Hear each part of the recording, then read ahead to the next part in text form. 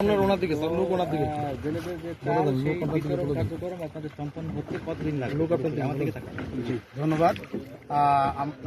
আমি আপনাদের একটু তথ্য দিতে চাই যে আমাদের ভোলা জেলার ১,৩৩,৮৯৯ জন কার্ডধারী জেলে পরিবারকে এবার ভিজিএফ দেওয়া হচ্ছে 25 কেজি করে, এবং এই কার্যক্রম কিন্তু আমরা এই অভিযান শুরুর পূর্বেই শুরু করেছিলাম।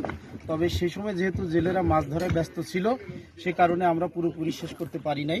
তো আমাদের কার্যক্রম শুরু হওয়ার পরপরই কিন্তু আমরা দ্রুত গতিতে প্রত্যেকটা উপজেলাতে পুরোদমে এখন এই ভিজিএফ কার্যক্রম চলছে, এবং ইতিমধ্যে কিন্তু আমরা অর্ধেকেরও বেশি জেলে পরিবারকে ভিজিএফ বিতরণ করেছি, এবং প্রতিদিনই এটা চলছে প্রতিটা উপজেলার বিভিন্ন ইউনিয়নে, এবং আশা করতেছি আগামী কয়েকদিনের মধ্যেই হয়তো শতভাগ আমরা জেলে পরিবারকে ভিজিএফ দিতে পারবো, এবং আমি জেলে ভাইদেরকে আশ্বস্ত করতে চাই এই বিষয়ে।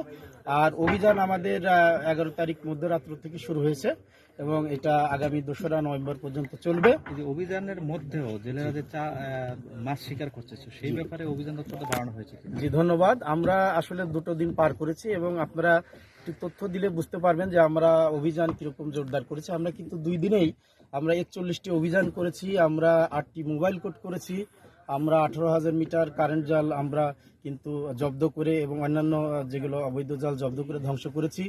ইতিমধ্যে মামলাও হয়েছে, একজনকে জেল দেওয়া হয়েছে, 15,000 টাকা ইতিমধ্যে জরিমানা করা হয়েছে, এবং দিনে রাতে কিন্তু আমাদের এই কার্যক্রম চলছে। দিনে এবং রাতে প্রতিটা উপজেলাতে আমাদের নদীতে অভিযান আছে।